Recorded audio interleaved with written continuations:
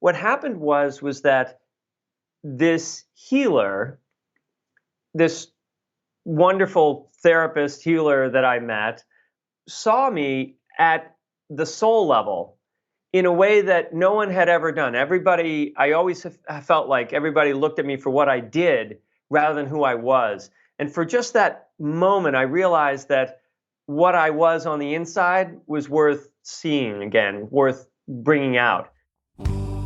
Welcome to the Drew Pearlman Show. Think of this podcast as the antidote to the fear, the noise, and the talking heads in the news.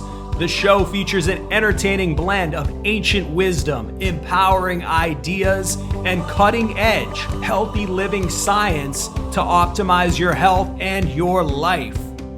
Today's guest on the show is Rhys Thomas. Rhys is a visionary author, speaker, trainer, and coach in the personal growth and energy mastery field. He is the founder of the Rhys Thomas Institute and the creator of the Rhys Method, a powerful system of self-discovery, transformation, and healing. He is also the author of the international best-selling book, Discover Your Purpose: How to Use the 5 Life Purpose Profiles to Unlock Your Hidden Potential and Live the Life You Were Meant to Live. Welcome to the show, Rhys. Thanks, Drew. Glad to be here. Yeah, it's great to have you here, Rhys. I'd love for you to just start by talking a little bit about your journey from, being an athlete and a coach to starting your own energy medicine school. Well, I totally. It was the athlete and the coach thing came from kind of growing up. The typical kid in America, and I grew up in Boston, and I was dyslexic. I was a dyslexic kid, and so school wasn't that great for me. I kind of didn't get the reading thing and the spelling thing and all that stuff. But luckily, I had 2 English teacher parents, so I could speak it well and I could get by on what I knew that way. But sports was really kind of the place that I found a home, and I love to play, and I love to, play tennis. My dad was a tennis pro part-time, and then he was full-time. And I grew up doing what most children do is they say, well, I got to find something that I'm good at that people approve of. And so I started to, play competitive tennis when I was really young, kind of gave up on I was a bit of a dreamer as a child, which is ultimately what has led to the spiritual work.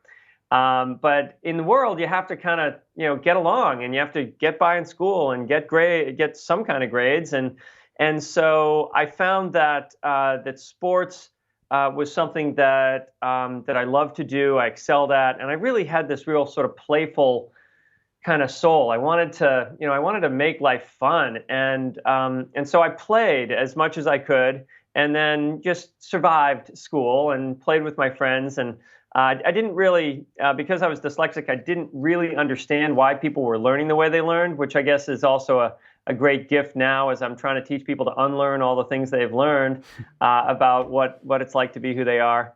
And one of the things that I teach, which I really noticed in myself as I grew up, was at some point children have to choose between being sort of who they are and who they're supposed to be. And growing up, and that's really the core wound energetically when we don't really know who we are. We know who we are, but it doesn't really fit into society.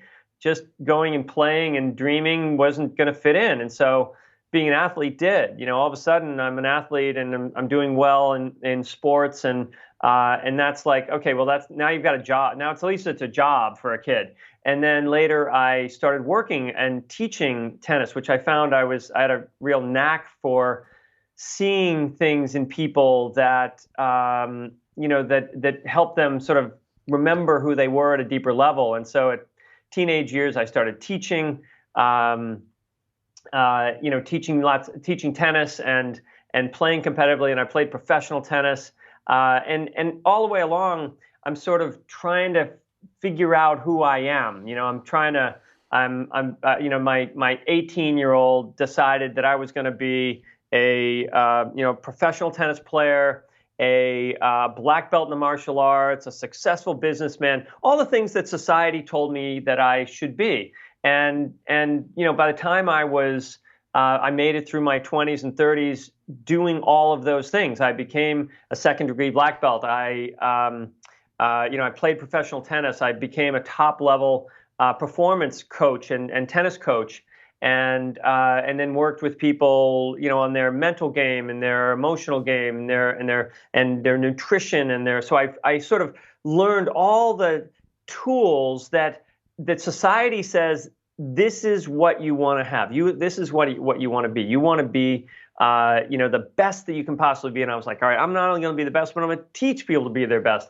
And when I got into my mid 30s, I started realizing that I was pushing this rock up the hill. There's a story of the myth of Sisyphus, where King Sisyphus was cursed by the gods that he had to always push this rock all the way up this hill, and it will always, for all of eternity, King Sisyphus had figured out how to cheat death, and so he was going to live forever. But forever he was pushing this rock up the hill, and it will forever roll back down on top of him, and then he has to start over again and again the next day.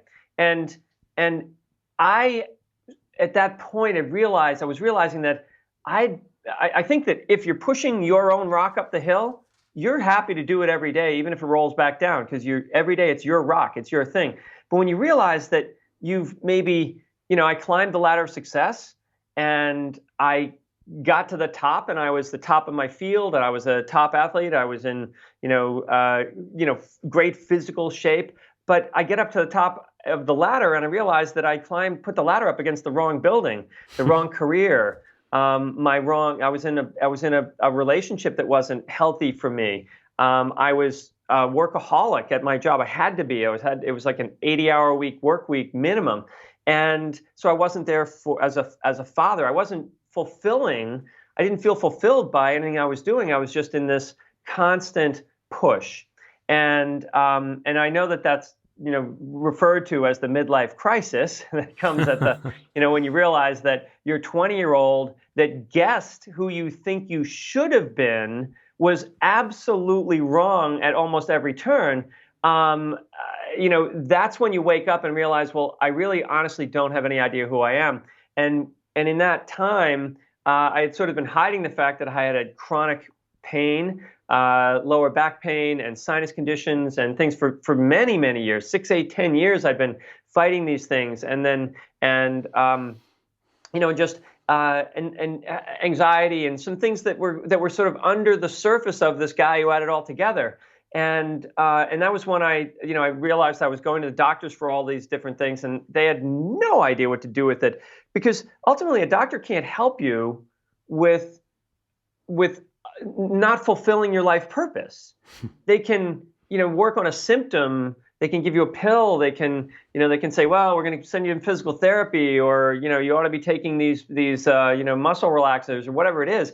And of course, it's never going to touch that. And so I just ran into it. I went to a lecture and ran into this concept of energy work.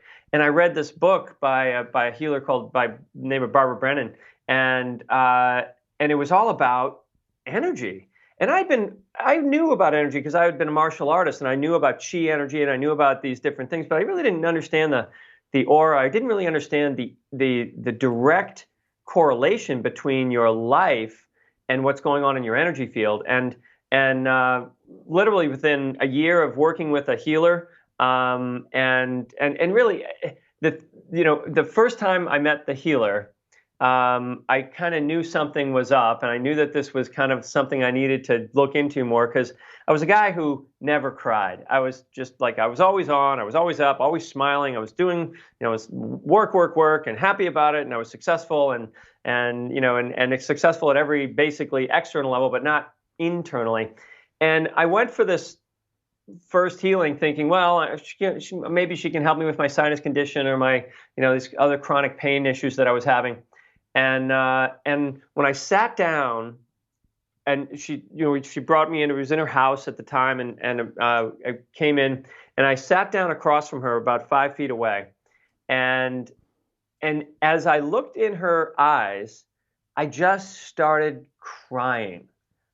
Tears just started pouring down my face, and I was trying to wipe them away. I was like so embarrassed. Like, I don't know what's happening. I'm really sorry. I've never happened before. But what happened was that this healer, this wonderful therapist healer that I met, saw me at the soul level in a way that no one had ever done. I always felt like everybody looked at me for what I did rather than who I was. And for just that moment, I realized that what I was on the inside was worth seeing again, worth bringing out. And over a few years of working with her, I realized that I needed to go even deeper into it. And at 39, I did the craziest thing I ever did. I went to an energy medicine school. I had to hide it from everybody I knew. I had to, there was no way I could tell the people at work where I was going for these weekends. But what I started into was a study of not just the what and the how of life, which is where everybody works, but the why. The why am I here? My real purpose in all the skills that I had a lot of skills, but they didn't fulfill me because I was using them just the way society wanted me to, rather than the way I was born to do it. And that led to then I was a natural teacher. I've been teaching for already by that point, I'd been teaching over 20 years. And I loved the work. I loved learning about it, and I studied it. And I was the guy who read all the extra books too during class. And by the end of class, the teacher said wanted me to come in and teach. Taught for a couple of years, and then started my own school a few years after that, and have now been running my own school for 15 years. And so I've been in energy work for 20, and it is the most fulfilling career for me because it allows me to do what I was always doing as a tennis pro and didn't realize what I really loved to do, which was seeing that quality. What that healer saw in me is ultimately what is lacking the most in the world. You don't love somebody by giving them a Hallmark card and saying I love you and hugging them and things. It's nice and does that.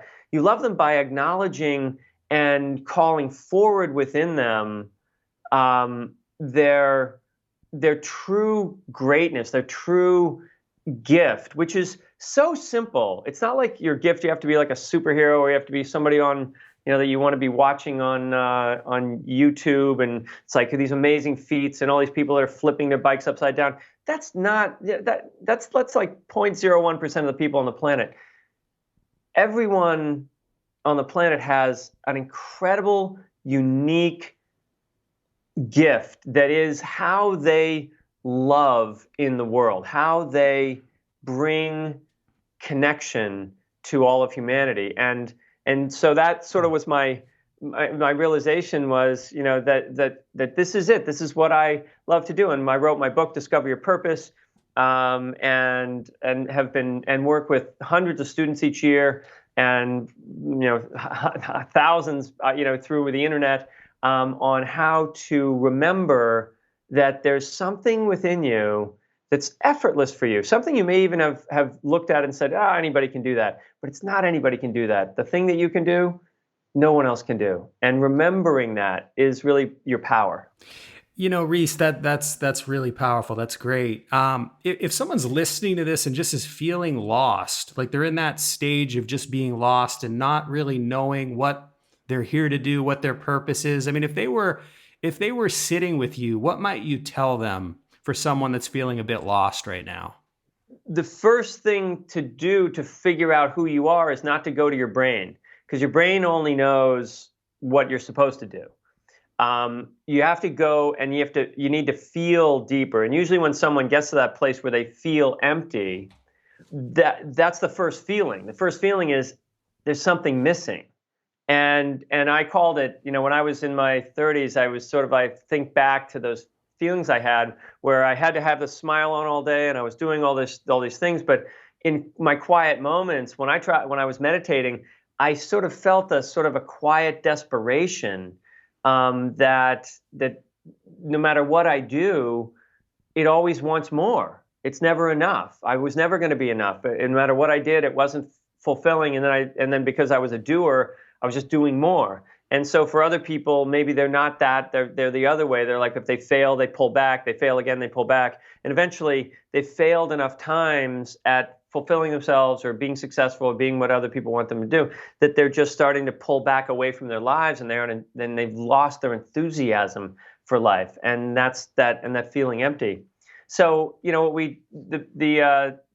a number of things we do in the school, and one of them was, as you talked about, my book, Discover Your Purpose, just sort of recognizing that each of us have an energy system that you need to feel and listen to and perceive the world through. I'd say see, see the world through it. But for most people, that just connotates your eyes looking. And when your eyes look at things, it sees the world as separate from you. Your eyes are designed to see distance, and they see how things move in time, and your eyes are perceiving everything outside of you as solid, and so therefore your brain can perceive you as having your place in the world too. It's my place and these places.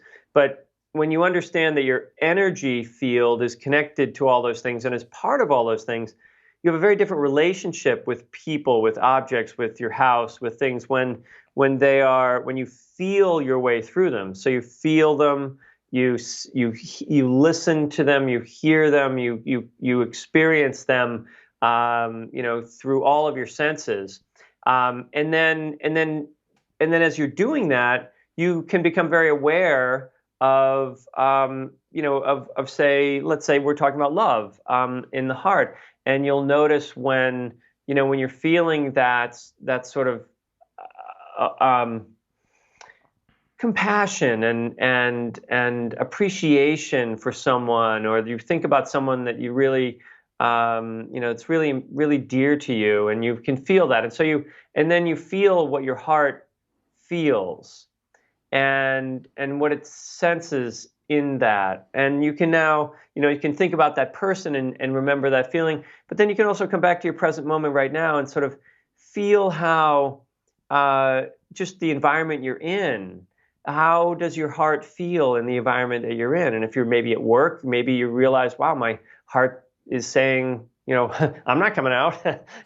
I'm staying in here, and it speaks that way. It's like it's saying that, or it's asking for more. It's asking for more attention rather than you just pushing it all the time.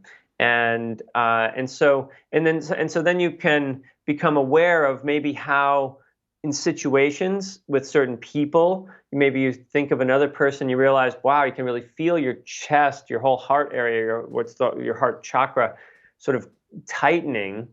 And when you feel that, you realize, wow, I've got what we call in my work, a vow or a strong belief that I can't have the love that I want. I can't open my heart in this situation because it's dangerous.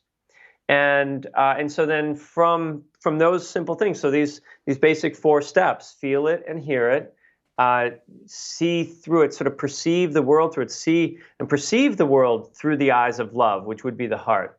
And where is there love and where isn't there love? And where there isn't love in your life, that's a place where you have probably made a pretty strong statement that I'm going to hold back. I'm going to protect myself here. And in all of those areas where you don't, say, hold your love, or maybe it's your voice, maybe you don't talk in certain situations, so you tighten in that area, you need to then sort of acknowledge, who am I really? What do I really want to share? How do I love to love? When I was a little kid, did I love to snuggle Did I love to, what did I love? Did I love to be standing up on stage and everybody watching me and doing things? For me, I remember I loved to be out on the tennis court and have people watch me play. Even when I was terrible, even when I was, like 10 or 11 years old and had never won a tennis match, but I was out there hitting the ball. I was thinking, I'm a pro tennis player. And I love being out there and sort of being, and playing and sort of being seen that way. And so I love to be in that relationship, that sort of competitive. Let's play a game of who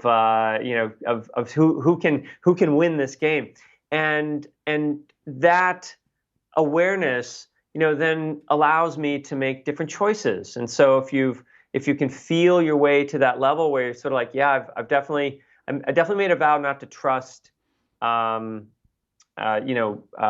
people that I don't know, or not trust that I can open my heart to anybody but my wife or my whatever, my best friend or something. You're saying, whatever that rule is. And then you realize that when you have done that, you've cut yourself off from this childlike innocence and love that your heart naturally has.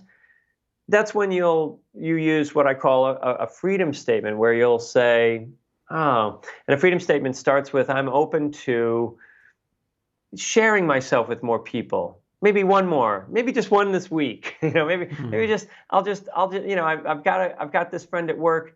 I'm just going to be a little more candid with them, and not in any negative way, but just sort of just like sharing. Ask them more about what they do or who they are, and make an effort from the heart.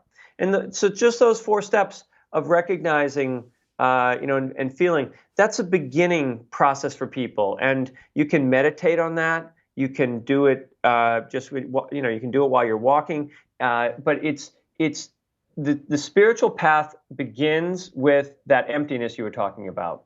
It's called disappointment. There's a image that you had of what the world should have been, and that you were taught as a child. This is what should happen. And at 20 or 30, 20 years old, you're like, that's what I'm going to do. I'm going to be the perfect mother. I'm going to start a new business. I'm going to go into corporate. I'm going to be a lawyer. And at 40 years old, you realize, oh my God, what was I thinking? There's nothing here for me, and it's empty. And yet, when you realize that emptiness, that's the beginning of the spiritual path, that discontent. And the discontent is that you've invested all of your focus and energy on having the outside world and the objects of your life or the people of your life fulfill you. And fulfillment is a soul quality. It radiates from the inside out.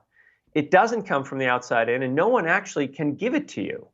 And so at some point in our lives, we realize that I've been so invested in having the world and what I'm doing give me my fulfillment, and it never will. And that's the emptiness. That's the sort of like, oh, and when you feel the emptiness, interestingly, when you feel empty, that's actually what it feels like to be in the soul. The soul doesn't have all that form. It's actually empty. It's actually, when you're in the soul itself, it has no form.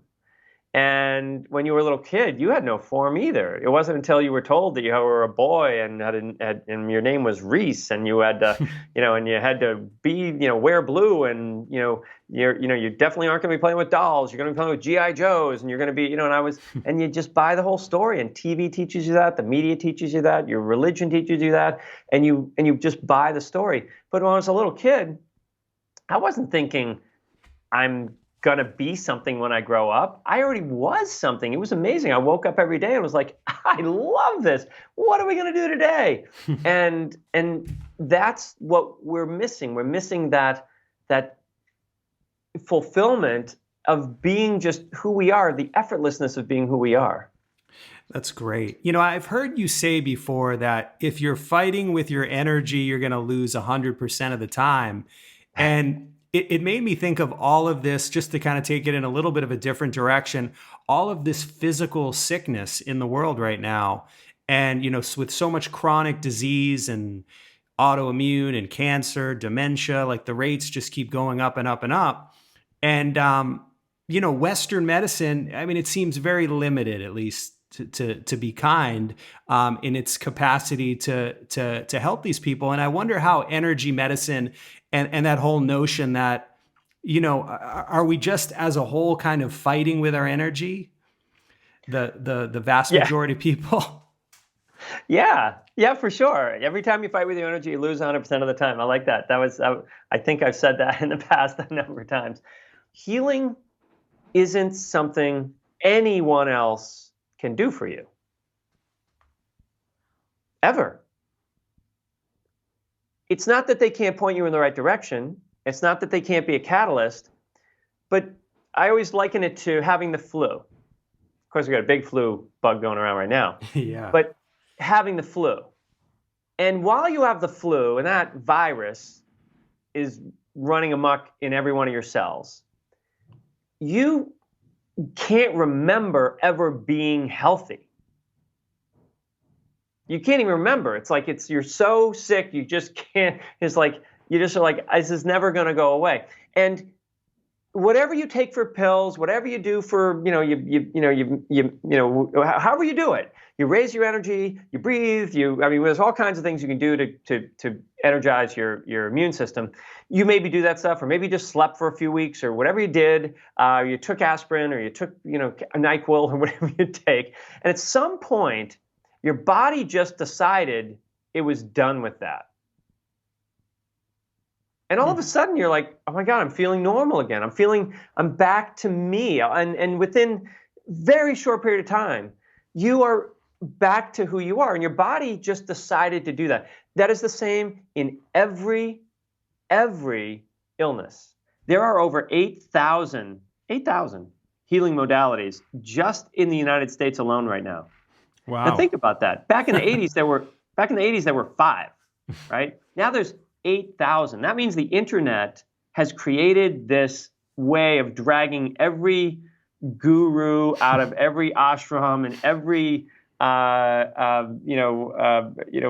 shaman off of every mountaintop, out of every cave. We've dragged them out there, and we've studied their methods. And there's 8,000 methods out there, and people are learning them and using them and doing them. And with all that healing, wouldn't you think we'd have people walking on water by now? Wouldn't you think that we would have people just walking away from allopathic medicine and saying, no, I heal myself. It's no problem. It's just like this. I don't have to take a pill. You don't have to put me on pills for the rest of my life that are going to ultimately, eventually have a war inside my body and kill me later. I don't have to do any of that stuff, but it's not true. It's not happening. And the reason it's not happening is because there aren't just 2 levels of healing, which are the body and mind, which would be the first level, and the chakras. There's 4. And the upper levels, I actually studied. I didn't realize I was studying it in the martial arts. There's this vertical line of energy that the martial artists train called the Hara line. And that's the level it's like spiritual gravity. It's what holds the chakras together. It's actually what gives you your contracts for life.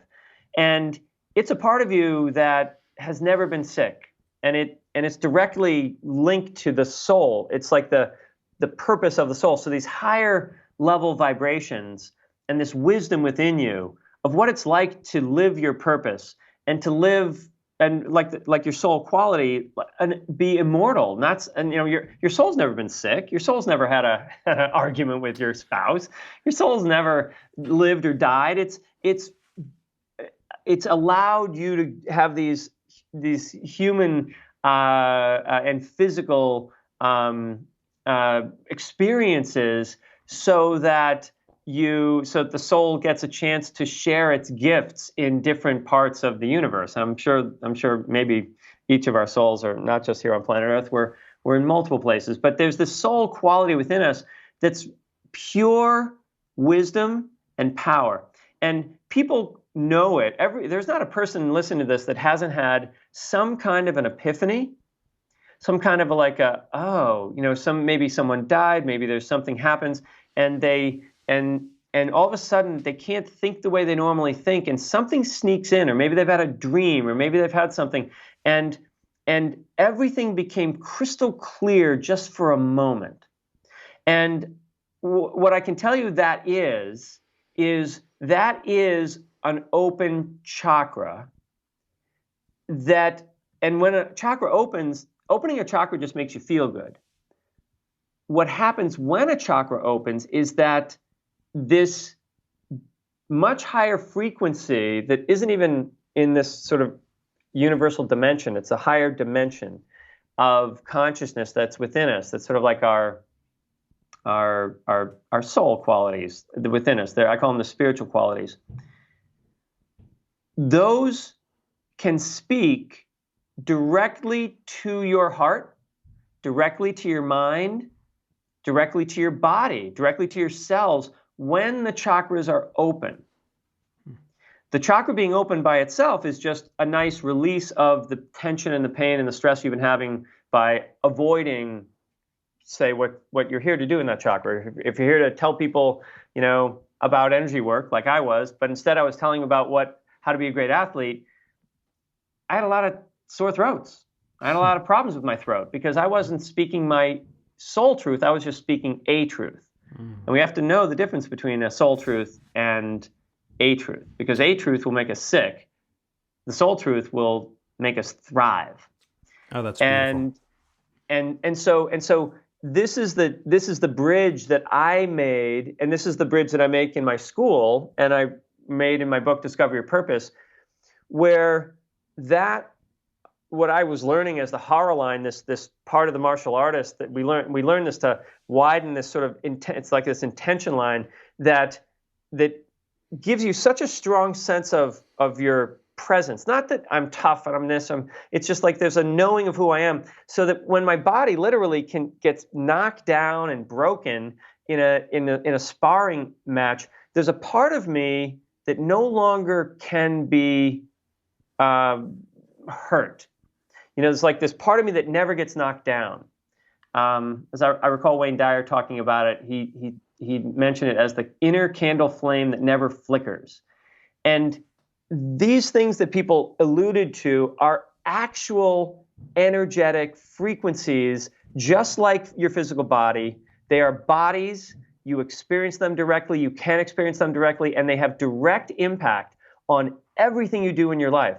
And when you study those spiritual centers, not just chakras, but beyond that, like what those chakras can access, these higher levels of wisdom, you're studying how to find the perfect job, know who your soulmate is, know exactly how your body likes to be fed and worked out, and how much rest you need or don't need, and where in the world you want to live, rather than it's always a big guessing game.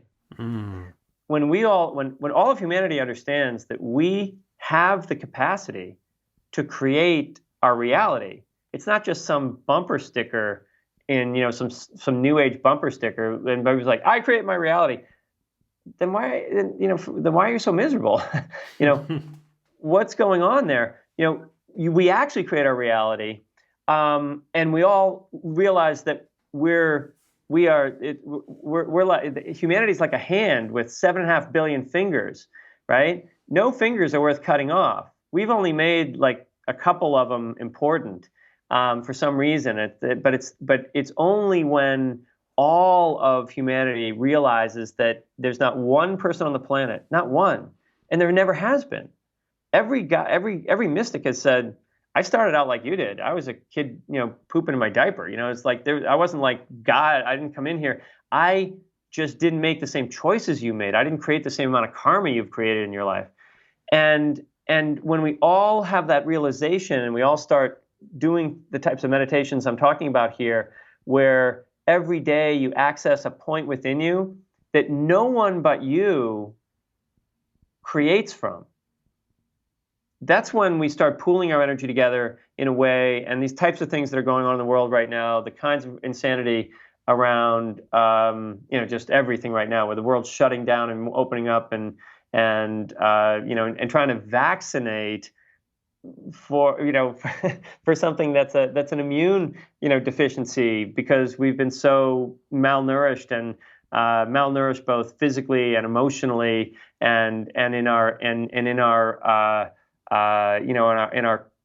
encouragement to be unique. We've been told to basically get in the line up in march step, and everybody has to try to be who you're supposed to be and always behave, and so all of that changes when the individual does that work, and the calling to do more in the world is always an inner calling first. You have to find that place within you where you can create the life of your dreams. All right, beautiful, Rhys. Last question. If you had the opportunity, Rhys, to travel back in time, say 45 years, what words of wisdom might your current self share with your younger self? Buckle up. All right. Because it's interesting about life. You don't see the light until you've made it so dark that you're like, man, I used to be able to see what's going on around here. And then when you turn the light back on, you realize, wow, I missed not just part of it, I missed all of it. And I'm never going to do that again. That statement, that I'll never be a victim again. I will never allow myself to fall into that trap again, means that you fell in the trap. And so it's not a matter of me living a better life. I probably would have told my 20-year-old that, because I love being a tennis pro and I love being a martial artist, and I did that, but I would have maybe reminded him that that the thing that I was seeing in other people, these beautiful qualities, these beautiful, unique qualities, that seeing those qualities was my gift, not trying to emulate other people's qualities. And each of us have a gift that if we allow it and just say, oh, I like that about me. That's what I'm doing. And probably I would have told my teenager who was having various different spiritual awakenings and dreams and, terrifying nightmares and things that those were the spiritual training, or the sort of the boot camp for those were dimensions that were very uncomfortable to sort of experience.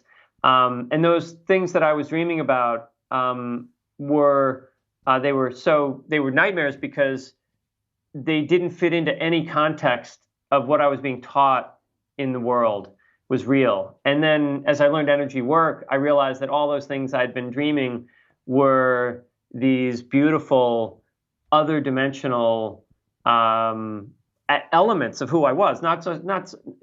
Spirituality isn't about escaping and getting somewhere else, because there's nothing outside of your energy field. You're complete. It's just a matter of getting further into the energy field and taking your attention away from all of the objects of life. And so, my 20-year-old who set his goals of being something out there in the future, I would have said, you're doing great right now. Enjoy it more. Enjoy it, every minute of it. And that's pretty much what I teach in the school right now is there's nothing you're doing wrong. You're just forgetting to enjoy the process. That's beautiful. Rhys, thank you so much. What's the best place for people to find out about you and your work? Well, my website is www.rhysthomasinstitute.com, and that's probably the easiest. My book is called Discover Your Purpose, and I know we didn't talk about the 5 life purpose profiles, but those are the foundational archetypes that life purpose. When you bridge from the chakras to your purpose, you're going to either be a leader or an achiever or a caretaker or a deep feeler or a creative person at your soul level. And one of those is so important for you to know, because if you know who you are, your choices are easy. When you don't know who you are, you're constantly guessing what might work for you. And so my book, Discover Your Purpose, is on Amazon, or you can go to discoveryourpurposebook.com and pick it up. It's the next generation of healing. Rhys, thank you so much. It's been a pleasure connecting with you. You're so welcome, Drew. So happy to do this. Thank you for listening to the Drew Pearlman Show. I hope you enjoyed today's episode. In the words of Mark Twain, 20 years from now, you will be more disappointed by the things you didn't do than the things you did do. So throw off the bow lines, sail away from the safe harbor, and catch the trade winds in your sails. Explore, dream, discover, and stay well, everyone.